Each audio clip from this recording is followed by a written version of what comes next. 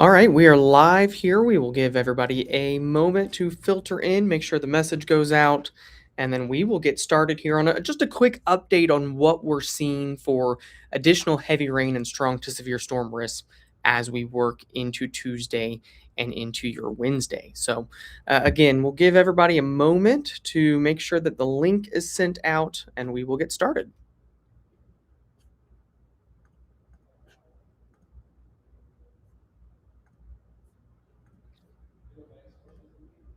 All right. Hello. Yes, we have some people filtering in.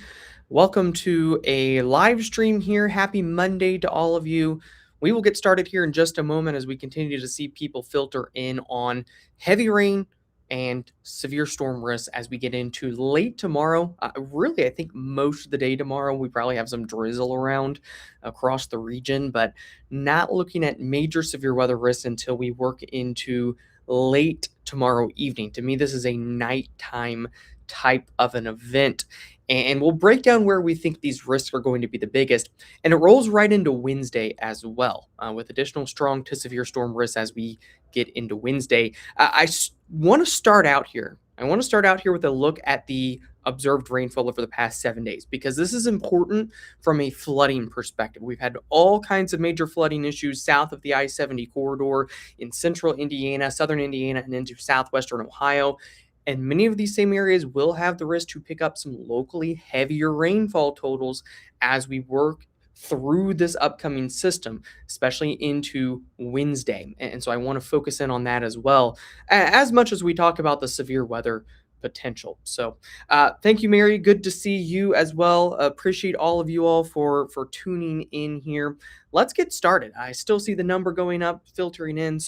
We started this about 3:40 in terms of the time on the YouTube channel. So if you want to go back and watch the first couple of minutes, you're more than welcome to. We're just now getting started though. Let's take a look here at the simulated radar to really start this out. You can see your time there in the top right to give you an idea of how we are going to expect this system to progress as we get into tomorrow. So first things first, we'll need to watch for some drizzle, maybe some scattered showers across the region as we get into the overnight hours tonight and into tomorrow morning. I think your more widespread coverage of a couple of showers and storms will be south central portions of Kentucky, a couple of pop-ups here in northern portions of Ohio as well, but drizzle, mist is going to be the main risk as we get into tomorrow morning. And then as we get into the afternoon, we'll need to watch for spotty showers, maybe a rumble of thunder here or there, especially if you're north of the I 70 corridor, but nothing severe at this point. All of this activity that you see on the radar, just showers and a couple of rumbles of thunder. Not expecting any kind of severe weather that's going to impact after school activities, dismissal tomorrow. This is a late in the day type of event.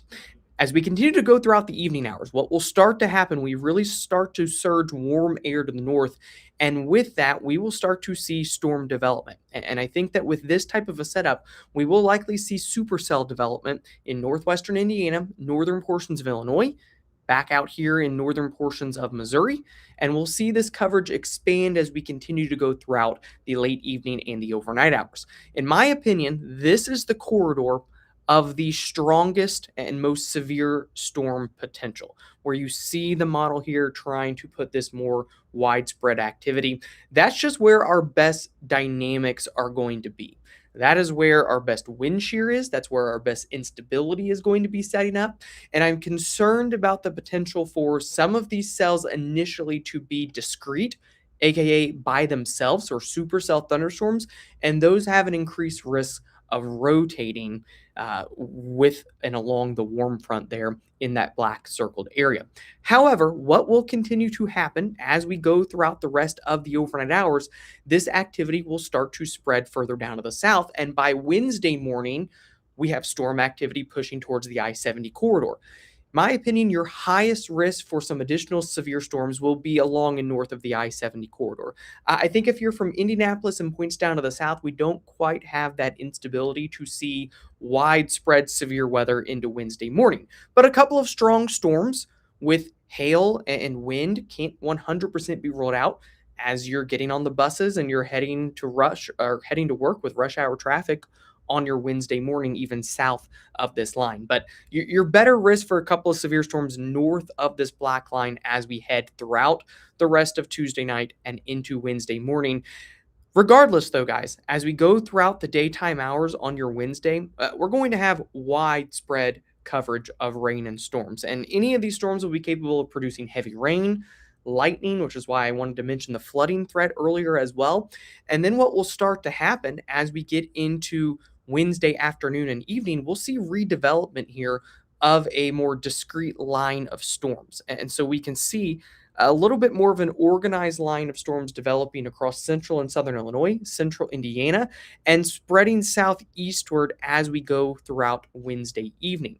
I'm most concerned with this line, especially across eastern Ohio, southern Indiana, and across northern Kentucky for damaging wind potential, along with the risk for heavy rain and lightning as we get into Wednesday evening. So it's really a 1-2 punch here, guys, in terms of the potential for severe weather late Tuesday, and then storm threats throughout the day Wednesday, and then another round of potential severe storms into Wednesday afternoon and evening.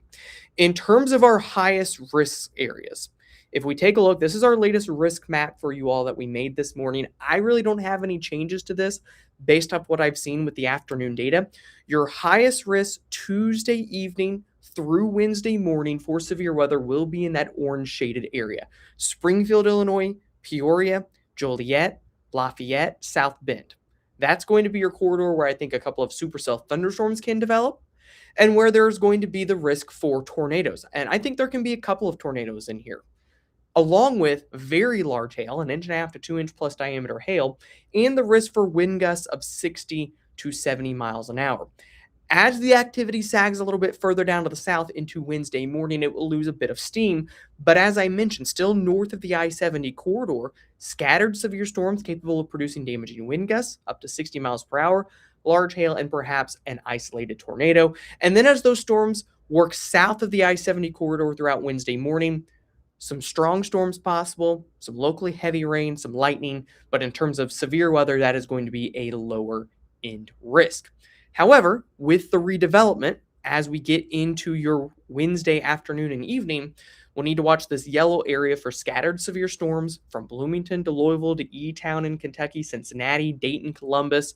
Scattered severe storms with damaging wind gusts being the highest risk, but some large hail and an isolated tornado can also not be ruled out. So for Indy, you kind of get split between the severe weather risk to your north on Tuesday night and the better severe weather risk to your south on Wednesday night. That doesn't mean you have a zero risk. We're going to have some opportunities. We are going to have storms, but I do think your biggest severe risk kind of split us to the north and to the south. So that is at least a piece of good news in terms of missing out for Indy on the worst of the severe storms. I think Louisville on Wednesday evening and afternoon. I think Peoria, Chicago, Joliet, South Bend as we work into Tuesday night. I wouldn't say Indy is completely out of the woods for severe storms, but you are in the lower end spots. I'd say strong storms may be the more correct verbiage. Still can have some gusty winds, certainly lightning and locally heavy rain, maybe some hail, but I do think your higher risks are north on Tuesday, south on Wednesday. Thank you, Trent. Thank you, Savannah. Mike, appreciate you. Carol, thank you. I really appreciate all of you all for hopping on here on a Tuesday afternoon. Couple of additional notes. Flooding risks with the initial severe storms that developed late Tuesday evening, concerned about localized flash flooding in northern Illinois, northern Indiana.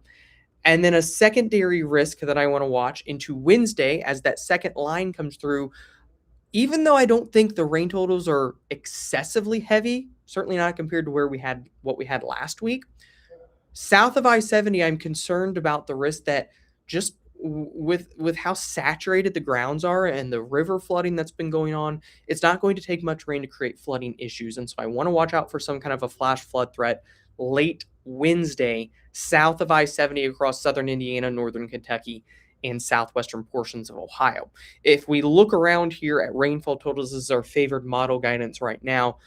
We can see locally 1 to 2 inches plus of rain, and some of these heavier storms cannot be ruled out. If you get a storm in Jennings County, for example, where there's been a ton of flooding that puts down a quick 2 inches of rain, it's just not going to take much to lead to additional flooding concerns. So, as much as we talk about the severe weather risk, I don't want to sleep on additional heavy rain and isolated flooding risks as we head throughout the next couple of days as well. So, just something to keep in mind there.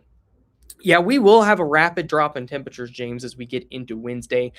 Not super concerned about slick spots or wintry risks. I think that would be in far northeastern portions of Ohio, perhaps, but it's going to be very marginal. Temperatures going to be in the 60s and 70s the next couple of days. That's something we'll talk a little bit more about in future updates. Debbie, thank you all so much.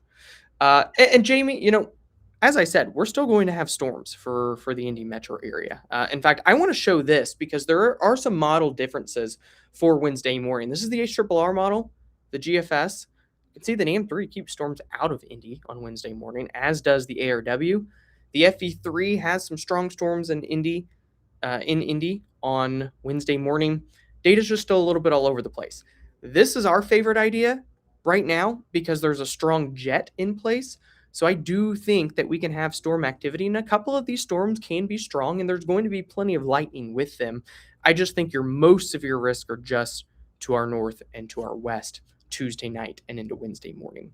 Something to keep in mind. Again, here's our severe weather risk map.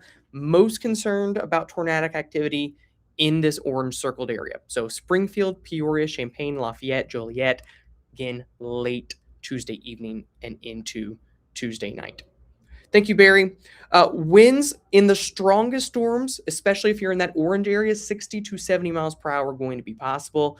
Outside of the severe risk, some gusty winds of 30 plus miles per hour still going to be possible. And any storm will be capable of producing 40 to 50 mile per hour wind gusts. Flying from Denver to Indy on Wednesday, arriving at 2:30. Yeah, it's going to be a challenge. I think I'll go to the sim radar. We might have the risk of a little bit of a lull for a brief time, but probably, I mean, if you buy this particular solution, there's really not much of a lull as we get into Wednesday morning and early Wednesday afternoon. Probably going to have storms around, and with the lightning potential in these, it's going to be challenging, I think, to fly in around that time. All right. In terms of the snow risk, I'm going to show you this model on the backside. You can see it's trying to put in some snowflakes on the backside of this into Thursday morning. Couple of snowflakes out to the west. It's trying to put in central Indiana. I'm just not really anticipating any impacts with this. If there's going to be anywhere off the lake here where temperatures can drop a little bit below freezing, maybe an isolated slick spot, but I just don't think anywhere further to the west gets cold enough to have any kind of snow impacts. But you could see a flake flying here or there. Yep, definitely some serious flooding concerns for the I-70 corridor.